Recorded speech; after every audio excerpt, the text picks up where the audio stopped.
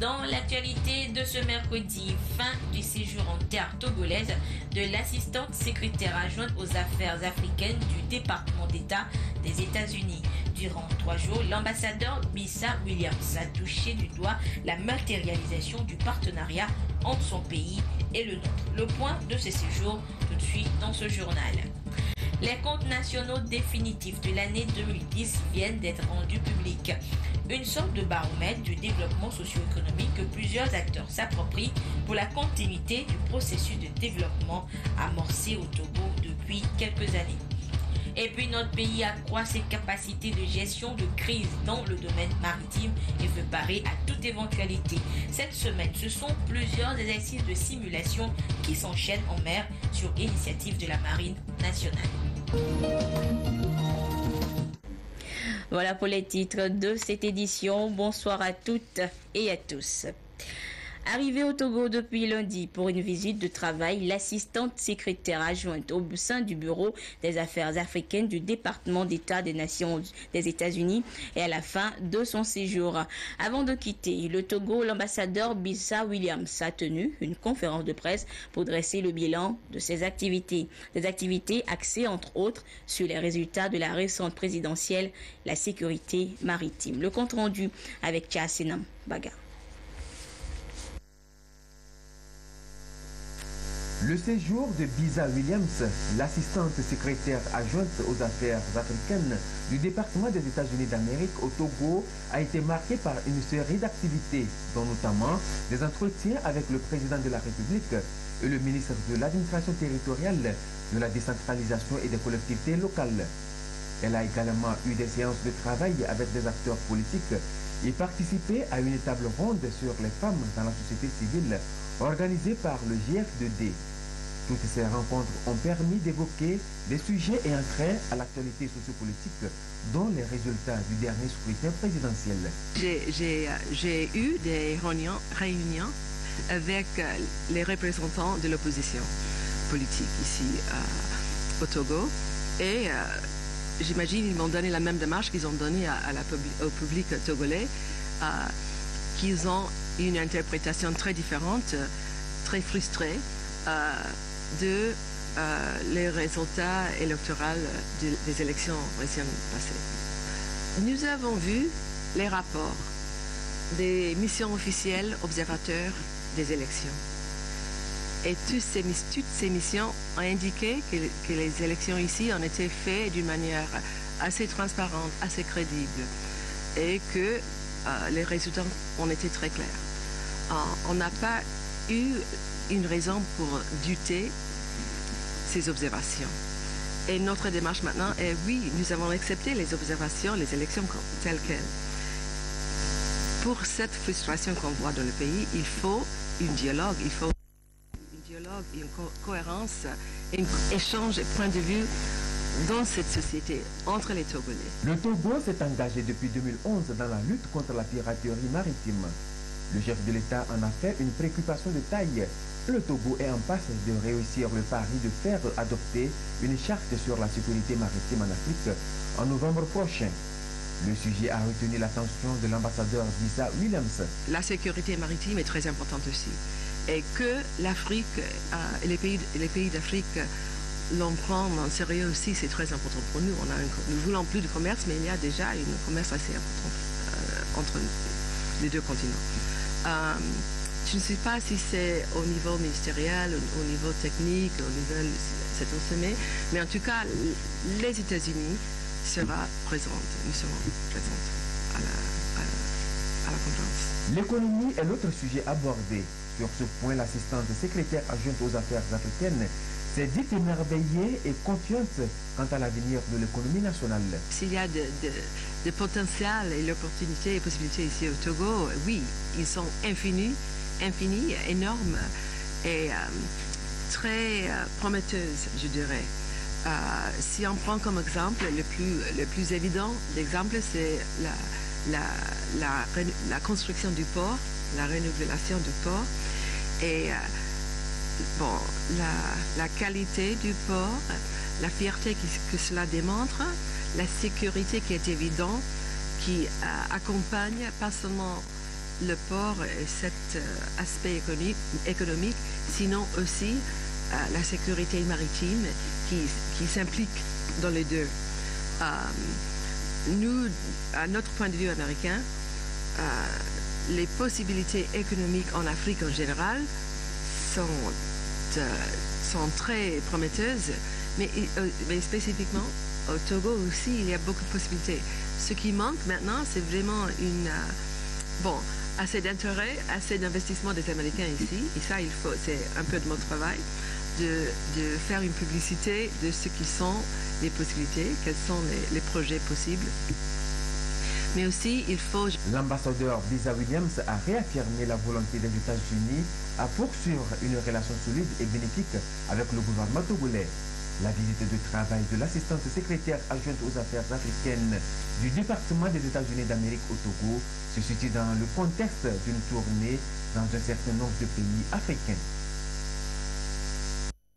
Toutes nos excuses pour la mauvaise qualité sonore de ce sujet. Et au chapitre des activités menées par l'ambassadeur Williams au Togo, à retenir également cette remise d'assistance des États-Unis à certaines organisations togolaises de planification familiale. Il s'agit d'une subvention de près de 70 millions de francs CFA.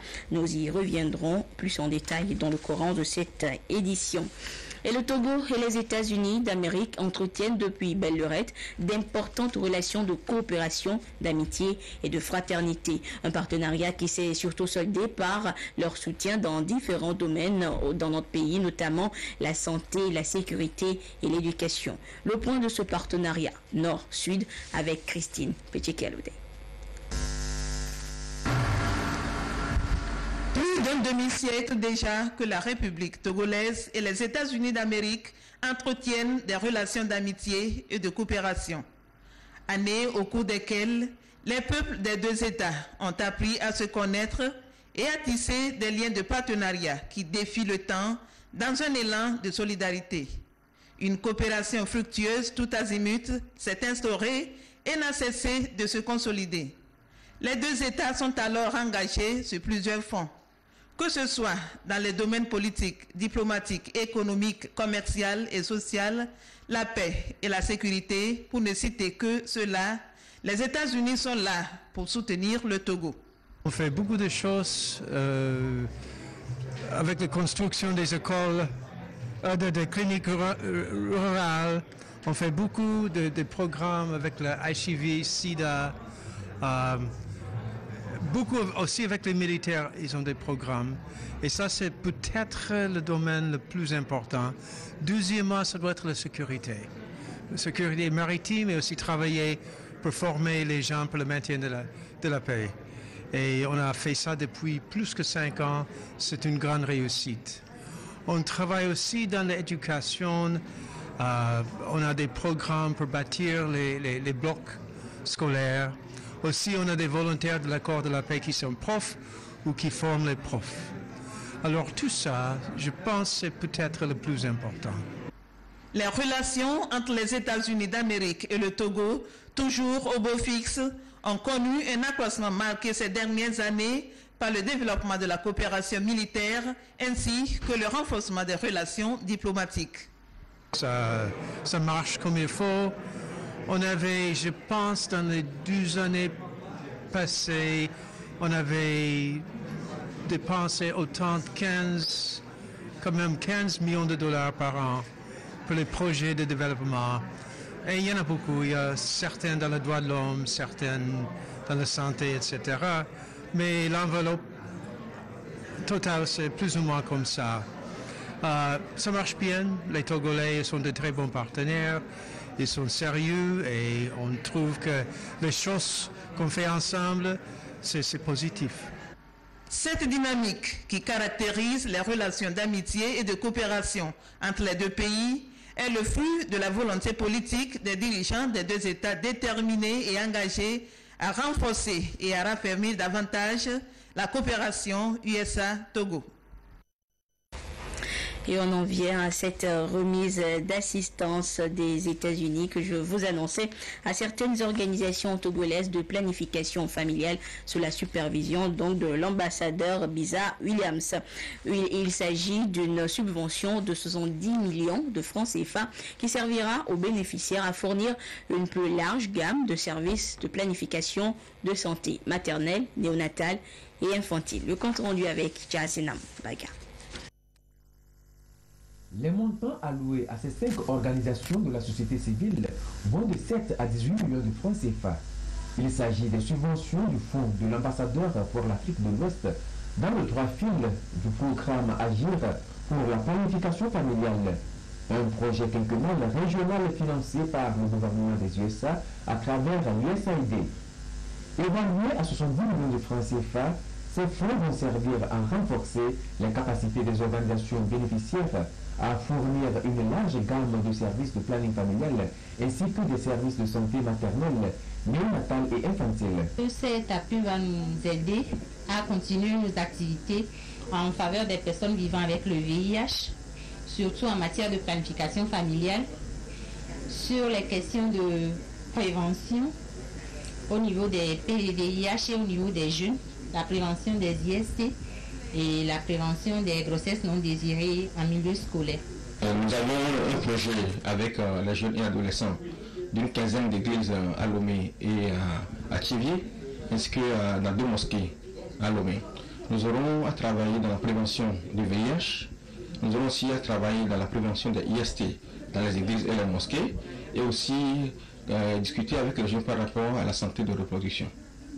Et aussi le service de référencement. Au Togo, seuls 13% de la population sexuellement active utilise les méthodes contraceptives. Le gouvernement compte porter ce nombre à 25% à l'horizon 2020. À travers ce financement, les USA veulent accompagner le Togo dans ses efforts pour assurer une meilleure santé reproductive aux populations.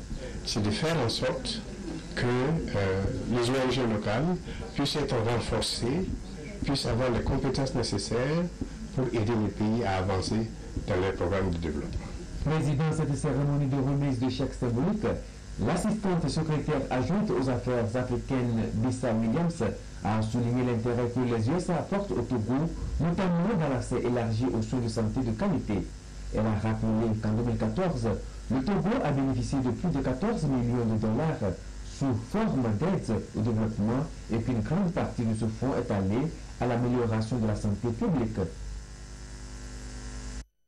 Le partenariat USA-Togo s'illustre également dans le domaine de la sécurité maritime. Une préoccupation de l'heure pour l'ensemble des pays de la sous-région quand on sait que le golfe de Guinée est constamment la cible des pirates et des trafiquants de stupéfiants.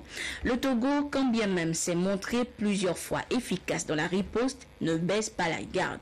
La Marine nationale multiplie justement les exercices de performance. Adolphe Paca.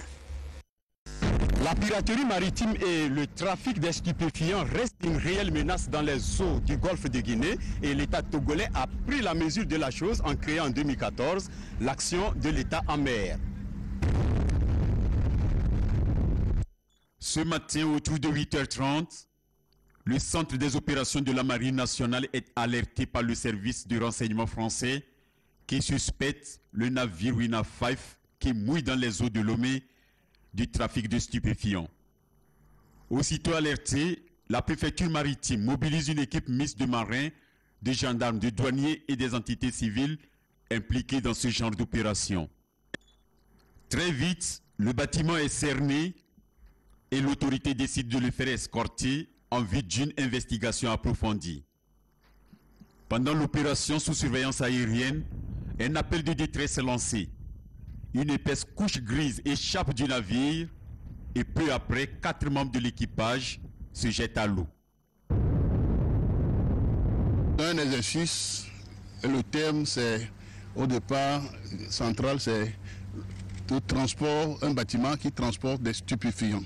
Il y a eu des inputs, donc des sous-scénarios qui ont été donc joués. Mais sans oublier qu'il y a le truc thème central, c'est-à-dire la drogue. Puisque jusque-là, on n'a pas encore vu vraiment de trucs. Mais au finish, on a constaté qu'il y avait effectivement de la drogue. 100 kilos de drogue sont trouvés à bord après les recherches. Le plan de lutte anti-pollution est immédiatement activé et les clandestins sont remis au service d'immigration. C'était là une pure fiction, un exercice de préparation à la riposte face aux éventuelles crises en mer. C'est plus qu'une réussite, c'est un exercice extrêmement brillant qui montre la maîtrise du Togo, de ces procédures, la mobilisation des moyens de l'État pour réagir tout de suite à un événement majeur, avec pourtant une structure, une organisation, une préfecture maritime qui sont extrêmement jeunes. Les conclusions de cet exercice permettent de poser les jalons d'une intervention efficace face aux futures menaces en mer. C'est dans cette optique d'ailleurs que Lomé se prépare aussi à accueillir en novembre prochain une conférence internationale sur la sécurité maritime. Donc il y a une équipe aussi.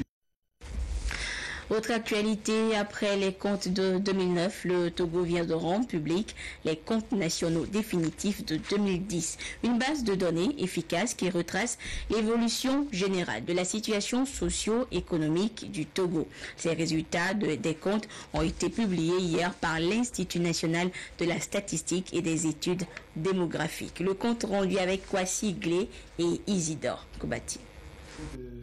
Des données statistiques au service du développement. Ici, l'on présente les comptes nationaux définitifs de 2010.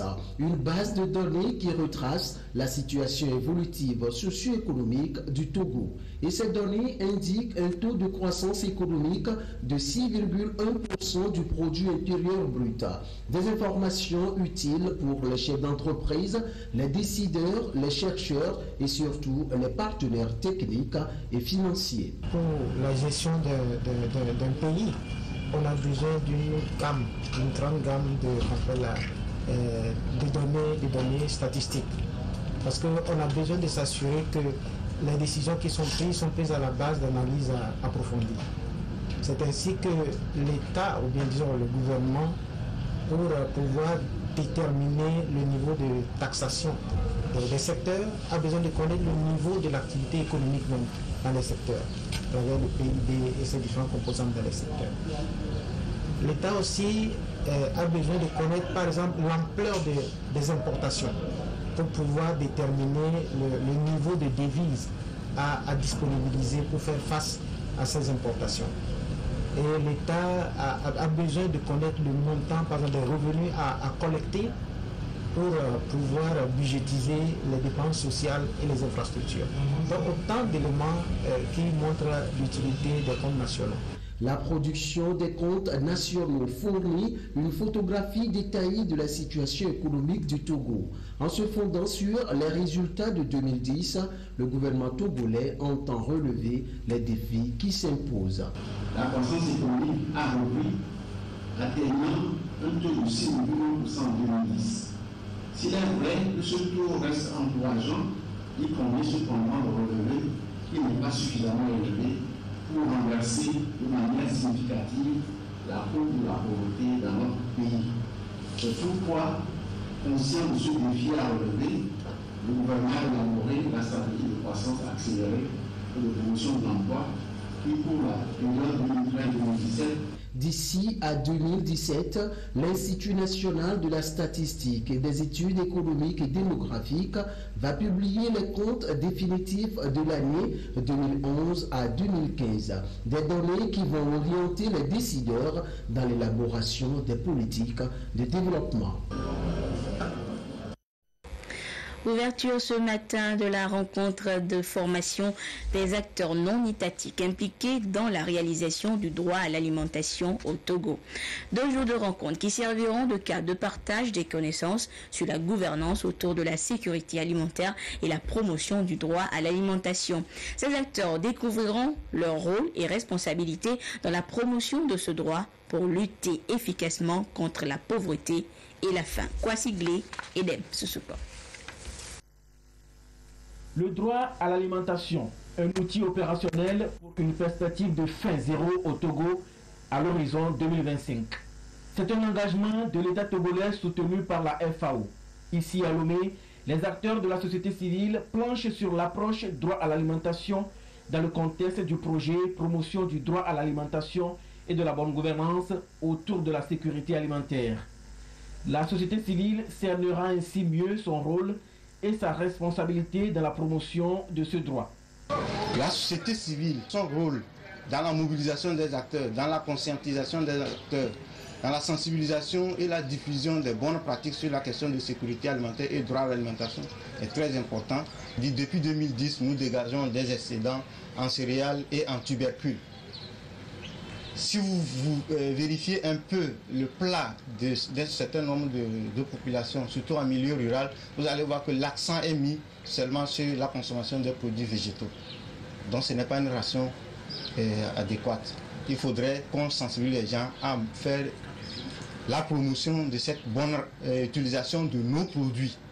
Au-delà de cela, il y a aussi l'association des fruits, des légumes et autres. Le droit à l'alimentation est considéré alors comme un instrument efficace autour duquel doit se développer un partenariat public-privé. Ceci en vue de la réalisation de l'équité et de l'égalité genre. SOS Village d'enfants a passé en revue les activités menées en 2014 ce matin à Lomé. Il s'agissait au cours de la rencontre de partager l'état d'avancement des projets, programmes de l'organisation et échanger sur les meilleures approches de prise en charge des enfants vulnérables. Eric Djanikbo, Rachel Aoko. Et la prise en charge des démunis, SOS Village d'enfants en a fait une affaire personnelle. Durant l'année 2014, 1972 enfants et jeunes ont bénéficié de l'appui de SOS Village d'enfants, tant sur le plan de l'éducation, la formation professionnelle que du social.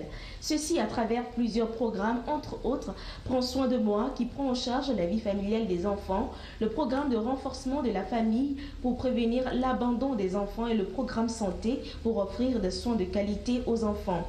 Il est question donc lors de ces échanges de faire le point sur ces diverses activités afin d'inviter les partenaires à s'impliquer davantage dans la cause humanitaire. Le SOS Village d'enfants a une approche, c'est que l'enfant grandit dans un cadre familial chaleureux et sécurisé. Les besoins sont énormes. Vous voyez même les enfants de rue, c'est des enfants sans prise en charge familiale. Les besoins sont énormes. Donc nous devons reprendre ceux qui sont dans le besoin. Ceux qui ont des familles biologiques, on les réintègre. Ça, c'est un défi. Le défi, c'est parce que nous devons, au jour d'aujourd'hui, améliorer la qualité de cette prise en charge. Et nous avons besoin de l'intervention de nos partenaires. Prenez par exemple nos hôpitaux. Le coût est très élevé. Avec l'amenuisement des ressources financières, nous avons besoin que l'État nous aide.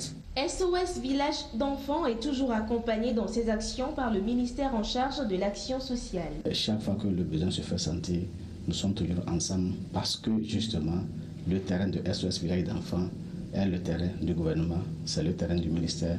Et nous sommes satisfaits du bilan dressé ce jour et nous encourageons donc SOS Village d'enfants et les autres partenaires. SOS Village d'enfants est implanté au Togo depuis 1979 et intervient dans les régions maritimes de la Kara et des Savanes.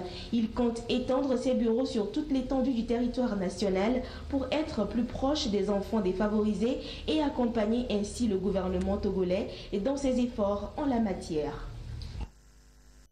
Célébration hier au Togo de la journée internationale de la veuve. Et pour cette 5e édition, la première pierre de la future maison de la veuve a été posée et des dons remis à ces femmes devenues vulnérables après le décès de leur conjoint. Le compte rendu avec Désiré Dagbovi et Albertine Yaki. La journée internationale des veuves offre l'opportunité d'attirer l'attention de la société sur cette frange vulnérable de la population. Les veuves sont généralement confrontées à de nombreuses difficultés liées notamment à la privation de leur héritage et moyens d'assurer leur survie. C'est pourquoi le Fonds d'aide aux veuves et orphelins Fondavo s'est engagé à leur offrir un mieux-être. Engagement réitéré ce jour par une consultation médicale et une remise de cadeaux. Dans le code des personnes, il y a encore des dispositions qu'on doit changer pour améliorer la situation des veuves. On doit les aider financièrement dans les activités génératrices de revenus. C'est vrai qu'il y a le Fonds national pour la finance inclusive, mais beaucoup n'en bénéficient pas encore. Donc il y a une sensibilisation à faire pour qu'elles puissent en bénéficier. Nous avons aussi surtout le problème de la santé. Nous voulons que la santé aujourd'hui devienne un des problèmes majeurs des veuves parce que sans la santé, on ne peut pas s'occuper des enfants et nous souhaitons étendre notre action sur tout l'étendue du territoire parce que le besoin c'est beaucoup dans le milieu rural. Pour une meilleure défense des droits des veuves, le gouvernement a réaffirmé son engagement à lutter pour le bien-être des veuves et orphelins. Quand on se met à spolier les veuves, nous mettons aussi en danger l'avenir des orphelins. Donc c'est un appel à un sursaut de solidarité et de responsabilité vis-à-vis de ces veuves. Chacun peut faire quelque chose. Pour cette journée, l'attention est focalisée sur les problèmes de santé des veuves. L'ONG Fondavo y pense déjà à travers la pose de la première pierre de la maison de la veuve à Agoueniévé-Bonvé. Les agents de la Caisse nationale de sécurité sociale sont en formation depuis ce matin à Lomé. Ils prennent connaissance de la nouvelle application de contrôle des pensionnés et des rentiers de la Caisse.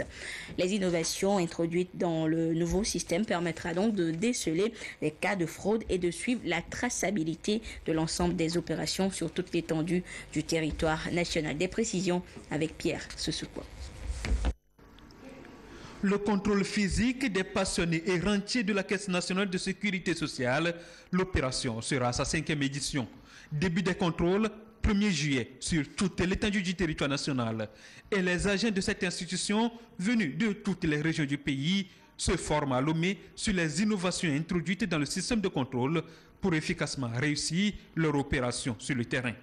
Les agents ici présents seront formés sur les outils d'identification, c'est-à-dire les ordinateurs.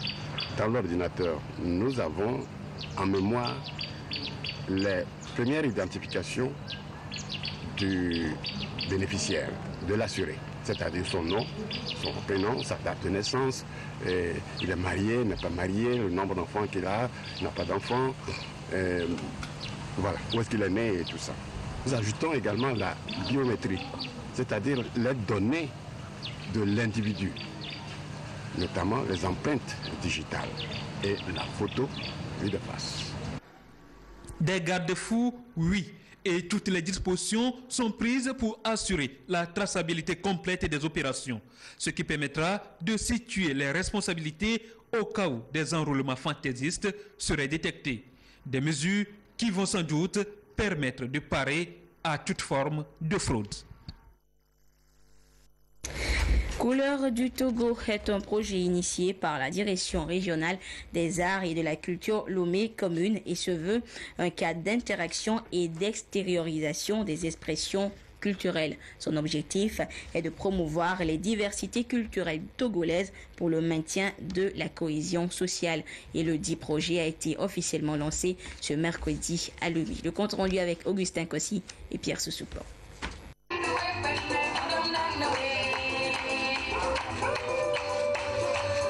La diversité du patrimoine culturel togolais à l'honneur à travers le concept Couleurs du Togo. Un événement hautement artistique et culturel destiné à briser les préjugés pour favoriser l'interpénétration des ethnies et consolider la cohésion sociale. Nous pensons que connaître l'autre, connaître ses pratiques culturelles éloigne la méfiance, l'incompréhension. Donc nous voulons à travers ce projet faire un brassage culturel de toutes les ethnies du Togo. Aujourd'hui commence une formation à l'intention des responsables des groupes que nous avons retenus. Et cette formation s'étend sur 2 jours, aujourd'hui et demain. Et vendredi, les manifestations seront clôturées par ce mini-carnaval. Couleurs du Togo, un rendez-vous culturel, mieux un carrefour de brassage des ethnies du Togo. 6 danses traditionnelles issues des 5 régions économiques du pays ainsi que de la commune de Lomé sont retenues. Il s'agit d'orienter la culture togolaise vers la construction d'une nation unie, prospère, en s'inspirant de l'héritage du passé tout en relevant les défis du présent et en s'ouvrant sur les nouvelles opportunités et perspectives. fin de ce journal. Merci à vous qui l'avez suivi où que vous soyez grâce à la télévision togolaise, notamment du côté de Glidi dans les lacs au Togo et Agadez au Niger. Au revoir.